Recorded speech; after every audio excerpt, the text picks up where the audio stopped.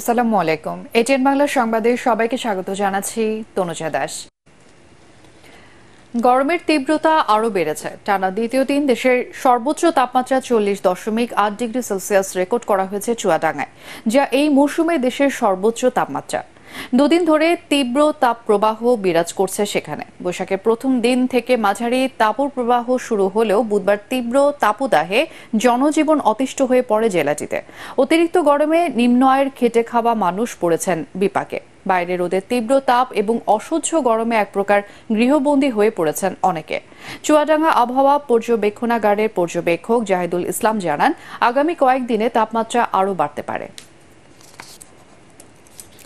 আর এই ছিল এখনকার সংবাদ। আমাদের এটিএন বাংলা সংবাদ ইউটিউবে দেখতে ব্রাউজ করুন youtube/ATN বাংলা নিউজ। আমাদের সাথে থাকার জন্য ধন্যবাদ।